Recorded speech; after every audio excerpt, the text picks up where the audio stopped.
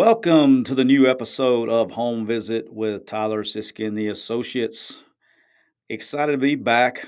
We're monstered up, ready to go today. We're taping in late afternoon Monday. Been a busy, busy day. Added another SEC school to QwikCut today, so it's already been a great day. But we're going to talk to you a little bit about the NFL draft, which occurred this past weekend. We'll kind of recap that, everything that went on. I want to talk about some NCAA rule changes. And then, of course, we got more NIL drama. I do want to warn everybody. I have been notified by some buddies that I say the words okay on here a lot. I'm hot. I'm ready to go. I got some juice today. So if you're playing the drinking game that every time I say okay, that you have to take another drink, you better go get you a couple more beers because it's going to be a long episode when it comes to me saying okay. Make sure you don't drive after you listen if you're playing a drinking game because we're fixing to get with it. All right, let's talk a little bit about the draft recap. Trayvon Walker, I guess, solved all the mysteries, became the number one pick in the draft from Georgia. Was very good player. I mean, he is a good player. He really made the pick during the combine and really worked out, did well, ran well, big guy, long, and a good player. So, I mean, he shot up the draft boards as high as you could shoot, all the way to number one. So, congrats to him. That was a great pick for them. I guess what they needed. Heard on Thursday, right before the draft, that there was some, and I heard this from about as good of a source as you could get, that he was really there was some indecision going on late into the draft, going up, leading into the draft, whether they were going to take him or Evan Neal. But they decided to go. And then, of course, they got to come out and say, oh, there was no indecision. We knew where we were going the whole time. So I don't believe that. I do think there was some indecision. I know that the coaches wanted offensive line, front office wanted uh, Trayvon Walker, and the front office won. So that's where he goes. And as soon as it gets started, here we go. And to me, and I tweeted this out Thursday night during the draft, so hopefully you follow along a little bit. But I thought the Giants probably did about as good of a job at 5-7 as humanly possible. You know, they got Kayvon Thibodeau with 5. They go get Evan Neal with a 7th pick in the draft. And guys, arguably, you could sit here and say that they got the best offensive player and the best defensive player in the draft at 5-7. At the end of the day, you were going into the draft for weeks and weeks and weeks. I don't think there's any question about Kayvon Thibodeau as far as what kind of talent he is. There was this question on does he love football and things like that, and I think that's why he slipped. I don't know. I've never talked to the kid. I've never been around him. I guess he's not a kid anymore, but he's a baller. I can tell you that. So they got 2 great picks, and Evan Neal. I don't know why in the world he would fall. The dude can play, but he did fall late, and for whatever reason, I have no idea. But they probably got 2 Pro Bowl guys as long as they can stay healthy and go at 5-7. And I don't know if you could do it any better than that. One of my favorite things about the first round, you know, we talked about the Giants, but the Ravens sat there with the 14th and 25th pick. And we talked about this, about watching the tape and all that stuff. We went on and on about that in the last couple of weeks leading up in the draft. And they basically said to the hell with a combine because they go and they take Kyle Hamilton with a 14th pick, which is a safety out of Notre Dame. And he was widely regarded as one of the top DBs, if not the top DB, and by far the best safety prospect in the draft. But he goes and he runs a 4.59 at the combine. Everybody's like, oh, he's slow. Guys, look, 2 things. And this is where coaching and personnel worlds collide. And, you know, a lot of these picks, the front office has control of what goes on. The coaches are more suggesting because a lot of times the front office stays in place with coaching changes. And so they're the people that have to be there, you know, usually over multiple head coaches. And so the front office kind of gets their say more than the head coach. Now, you do have some organizations that you always hear about coach wanting total control. And that's, you know, New England, places like that where the coaches, this is who we're picking. But those aren't very many organizations that do that. So it was very unusual I was really surprised at what they did. And you can tell that the coach had at the Ravens, so Harbaugh has a ton of influence in what goes on with Baltimore's front office because from a coaching standpoint, a guy that runs a 4.59, okay, you can go look at all these other numbers and say, yeah, he's not as fast as the other guy. But there's this little thing called instincts. And when you get an instinctive player that can get moving before the other guy, he ends up being faster than guys that are 4.4s, 4.3s because he reacts faster. So he knows what's going on and he can move. And so these instinctive players, like you look at, the Honey Badger, Matthew, whatever, Tyrann Mathieu, he is unbelievable because he's the most instinctive player there is out there. I mean, that's why he's not a blazer. He's just extremely instinctive, and you can move faster because your reaction time, you can react and know what's going on before the other guy. And that's why instincts are so important. And coaches pick that up more than front office people. And so that's where you see the two worlds collide right there. And then the last one, which was my favorite one, and we talked about him on the podcast last week before, was Tyler Linderbaum. He was getting shot down. This guy is by far the best inside prospect, offensive line prospect in the draft, guaranteed Pro Bowler, but he gets docked probably from a top 10 pick all the way to pick number 25 because he has short arms.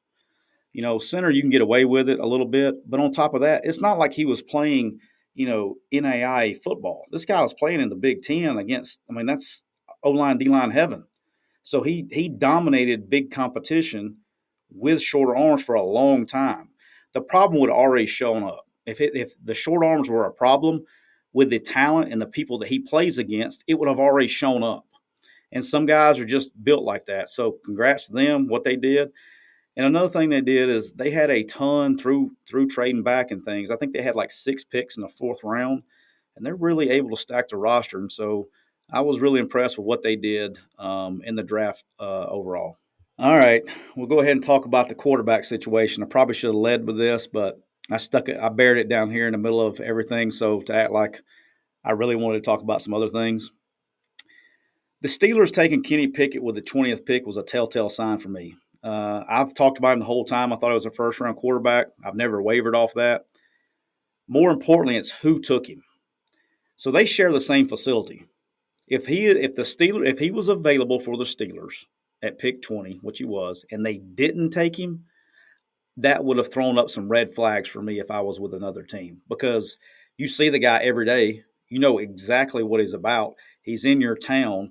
You're not hiding anything.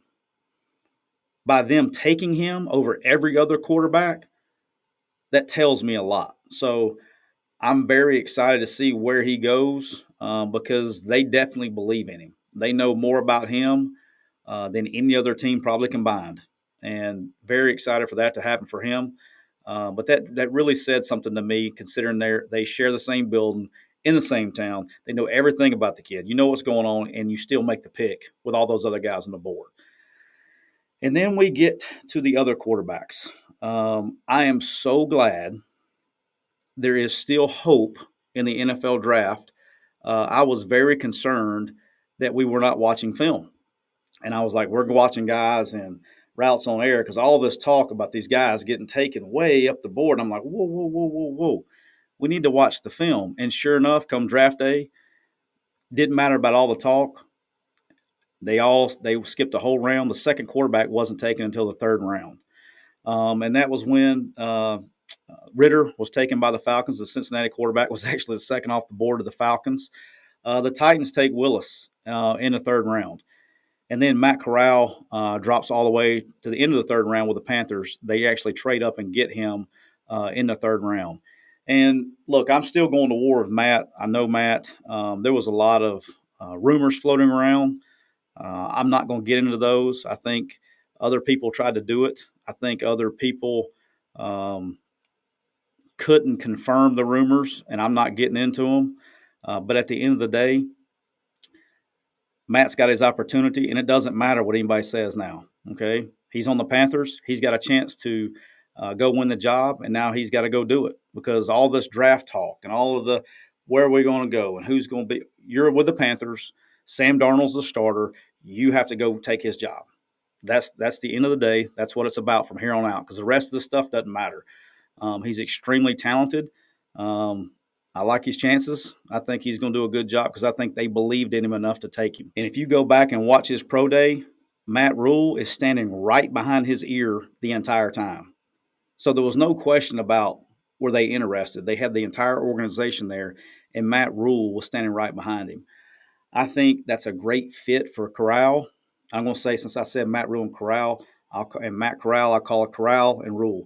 I think it's a great fit for Corral because Matt Rule is a college guy and has been in college, and he understands the mentality and what they do offensively and with quick release. I think it's a good fit. So I'm excited to see what he does there. And like I said, it doesn't matter from here on out. He's got a shot, go get it. It doesn't matter where you're drafted. The only thing that matters is what his signing bonus is, and the rest of it is nothing's guaranteed besides his signing bonus. He has to go play now. So let's go get it done, and I'm excited to see what he does come the fall. All right, last thing about the draft, and I couldn't go without saying this, was all the misinformation given to these experts was a thing of beauty. I was laughing very hard. Uh, I saw Todd McShay go on this whole deal about how the Giants were never going to pick Kayvon Thibodeaux because of how bad the interview was. I mean, he was just going on and on about how bad this interview was, and he's not a fit, and they didn't like him. And then about the time he said that, it was like the pick is in. And it was just these teams are throwing smoke screens to all these guys, and it's a thing of beauty, man. It was very entertaining. I probably got as much entertainment about all the experts being wrong and all the mock drafts being wrong as I did the actual draft itself. So keep an eye on that. It'll be interesting how those relationships are mended moving forward. All right, we're going to shift gears right here. We're going to hit to the NCAA rule changes. Wow, I don't even know where to start. So Mark Emmert, who is the head of the NCAA, announced that he was going to step down July of, I guess that's 23, or until they find a replacement.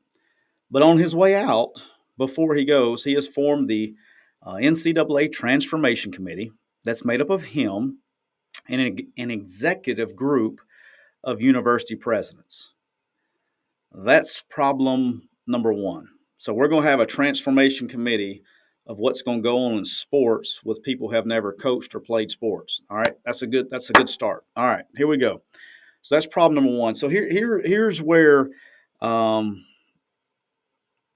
at. The NCAA wants a future where rules and the burdens of those rules are shifted to the conferences. And all they want to do is hold their championships.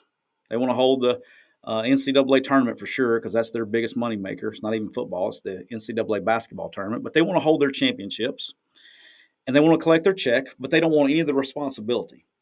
Last year when that court case came out, with the NIL court case came out and hammered them, they got stung a little bit. So they want all the litigation to go to the conferences.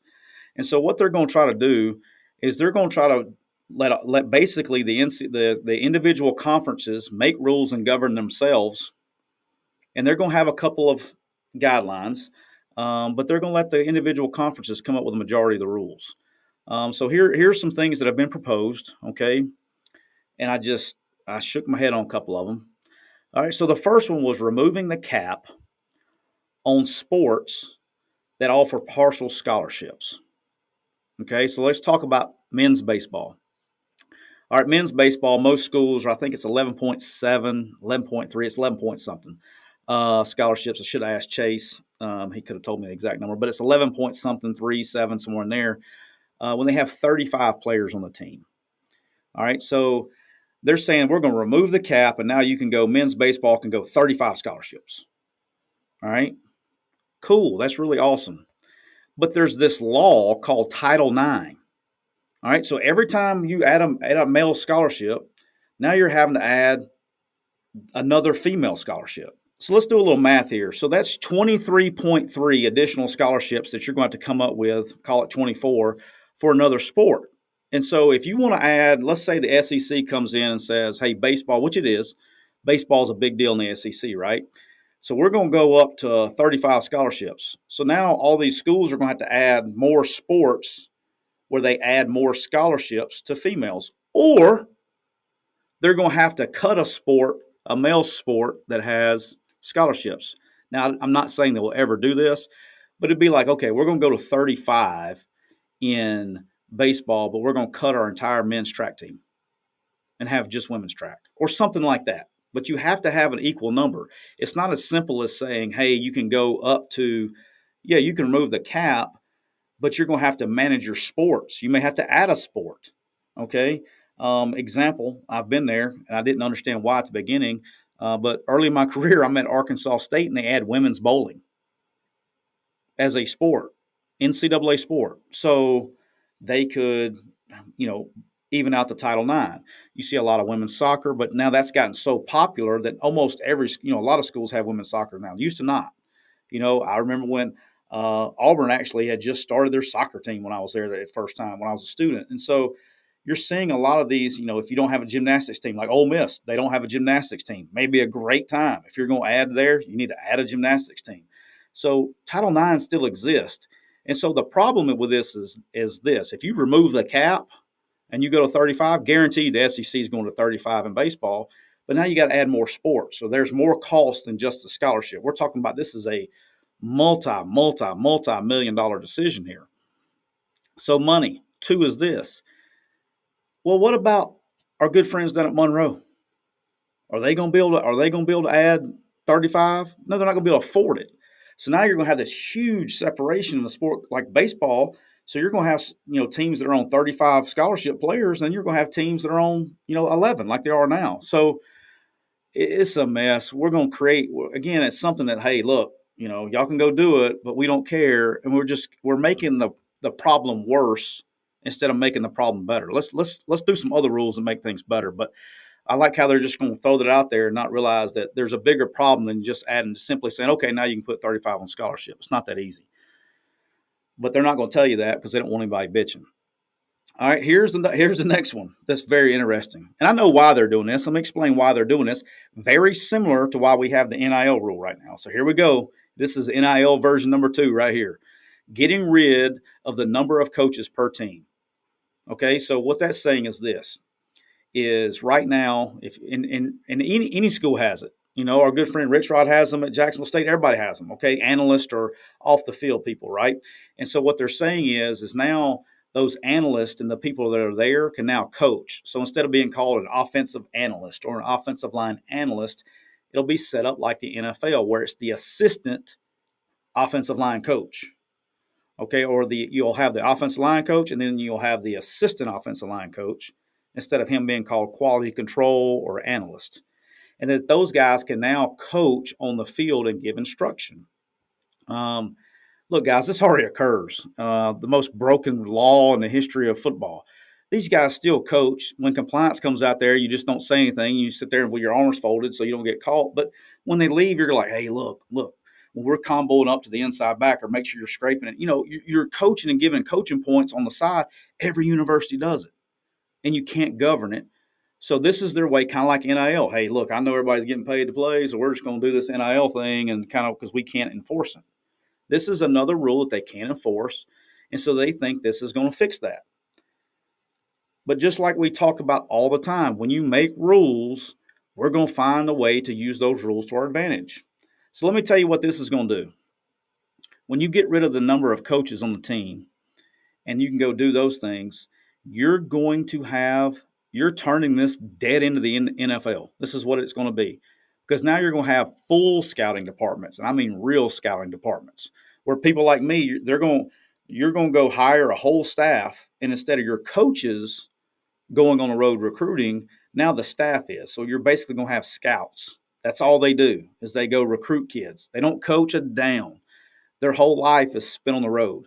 Very similar to NFL scouts because they have area scouts. They have the Southeast scout. They have the Northwest scout. Whatever it is, they have areas. That's what's going to occur. Okay, well, here we go. We're widening the margin between the have and the have-nots.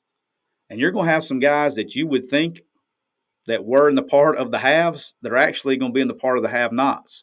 You're going to have a lot of Power 5 schools that aren't going to be able to fund full departments like this. And you're going to have some that have more money than they know what to do with, can go fund everybody. They can go get the best of the best, and it basically just outmoney everybody.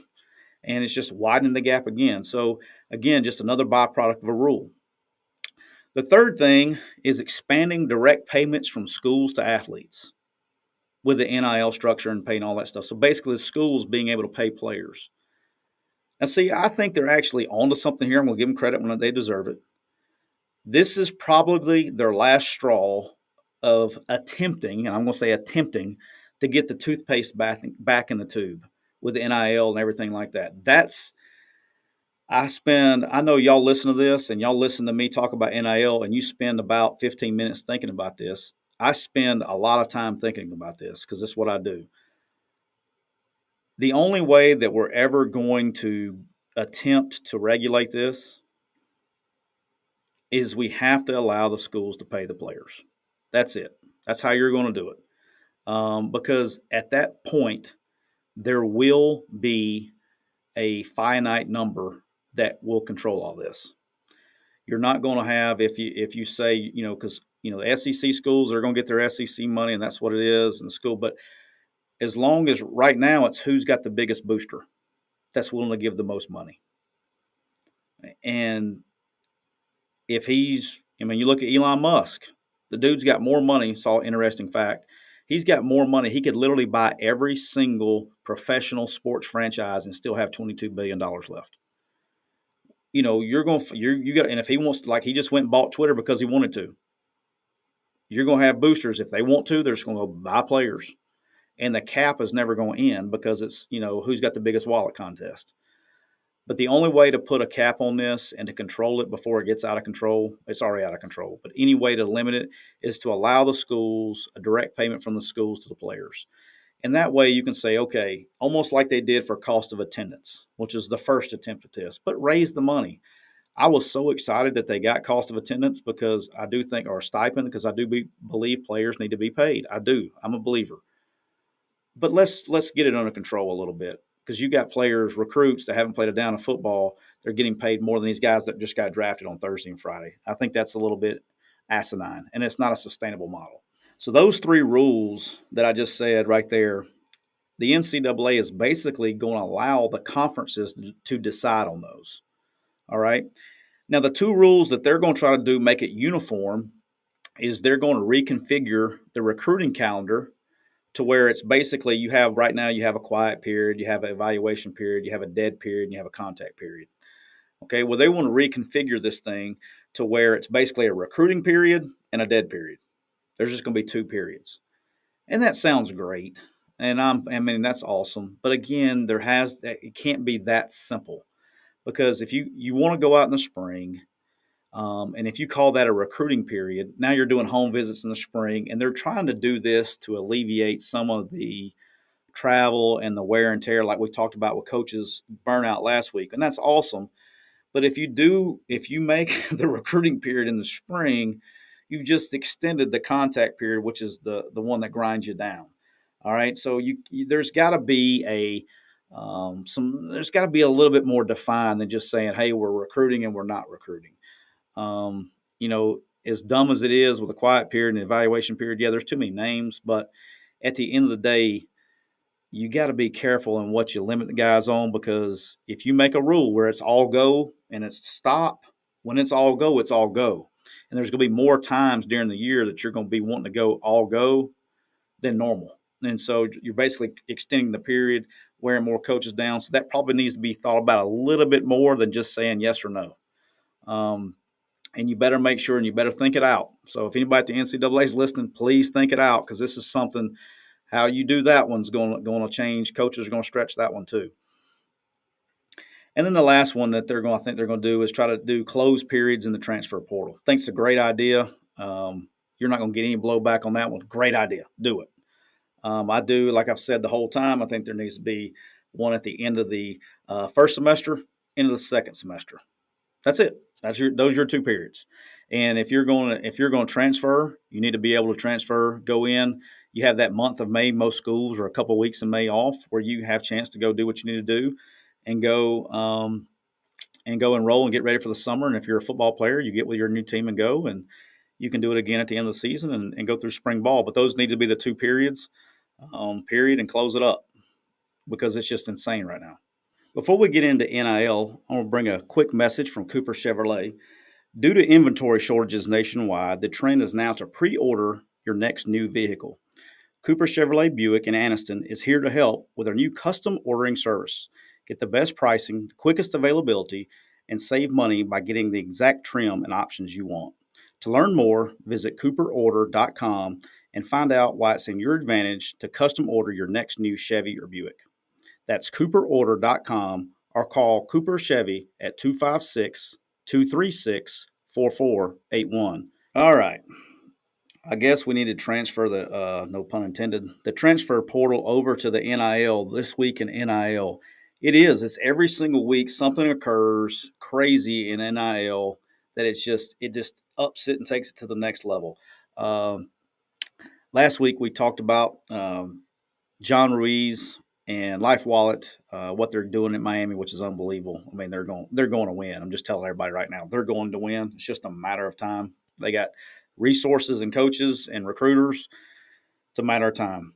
And sure enough, I think it was either Wednesday, Thursday, Friday, I don't know, after we taped, we had basically a Twitter war of contract disputes and holdouts with Isaiah Wong, who is the best basketball player on Miami's basketball team. And so his agent says, hey, Isaiah is going to go in the transfer portal if he doesn't get basically more money from his NIL deal. I mean, this is on social media.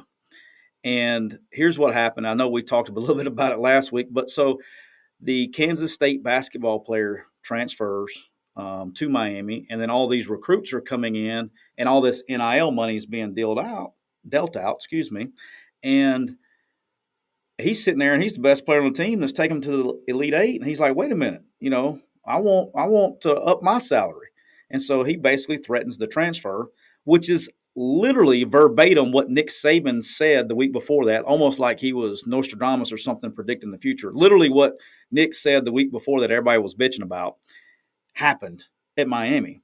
And there's nothing to stop these guys from doing this. There's nothing to stop it.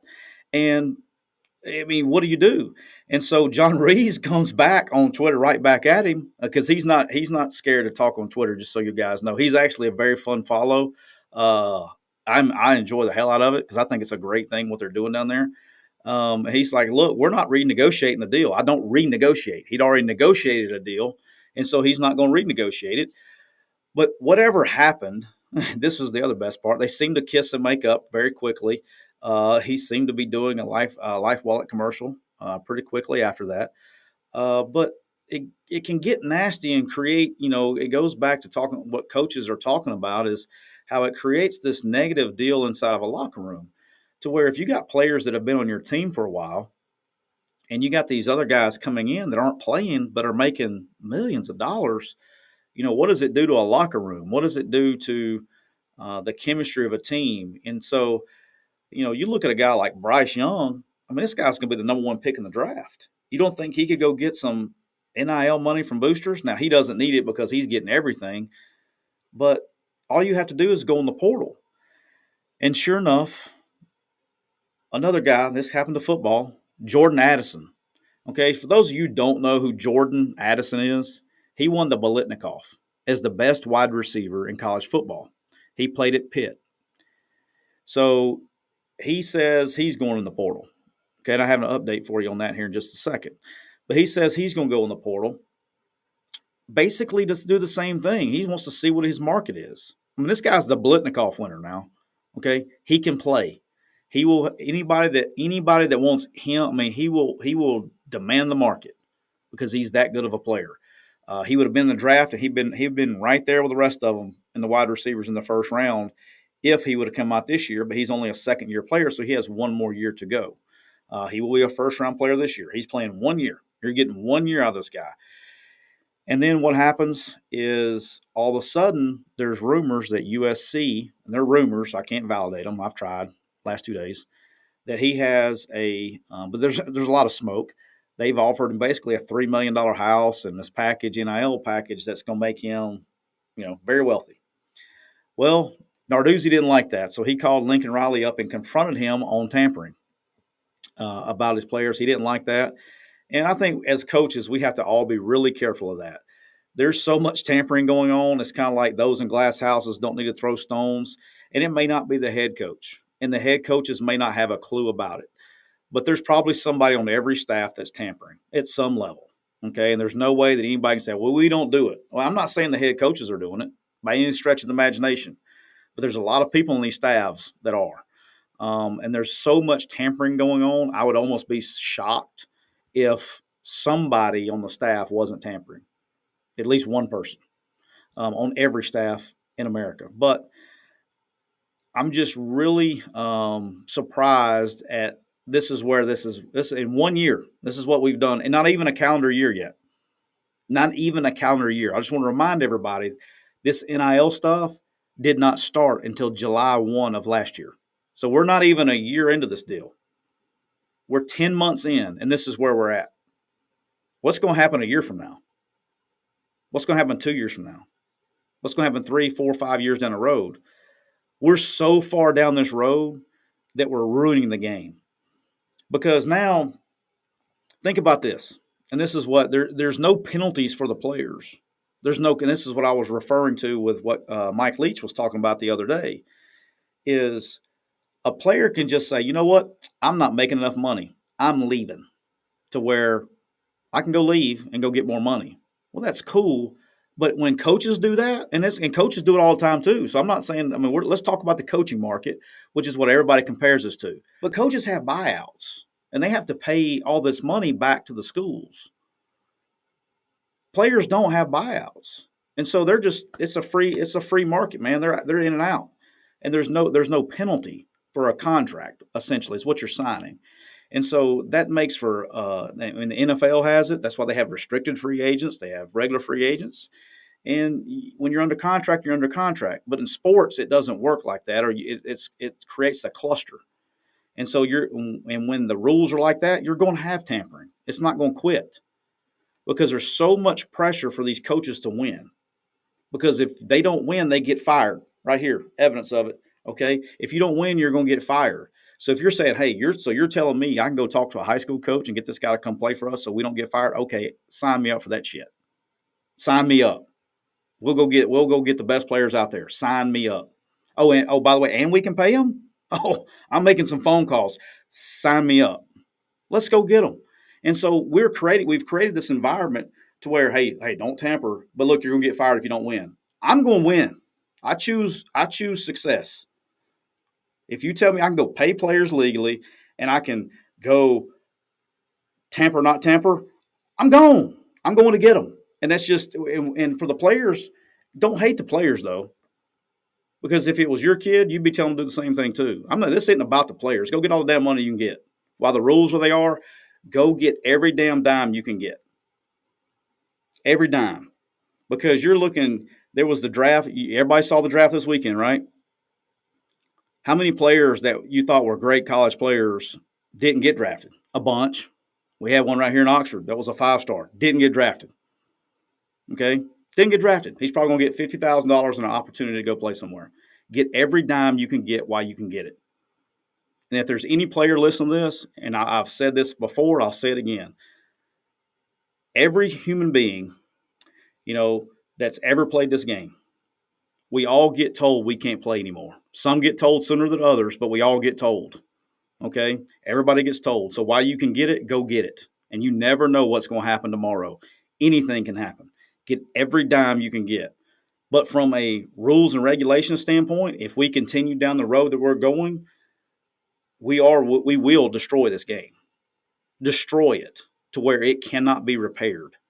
And I want to, but we're just right now, we're going like, hey, I'm going to form a committee to try to solve the problem with people who have never done it before. But, here's what I'm going to do. And I got a great idea. Here's what I'm going to do. I'm going to build a rocket ship, and I'm going to get a couple football coaches to go build it. It makes no sense. Get people that know what they're doing in place to make these rules. If you want to fix something, how about let's ask the people who are in the business or put them on the committees. Not a university, and no disrespect. University presidents, you get there for a reason, okay? But do your job. That's why if university presidents knew so much about damn football, they'd be coaching football because they make more money coaching football. Has everybody ever thought about that? You think if the university president was so damn good at making football decisions, he'd be a football coach, making 10 times as much money? Go do that.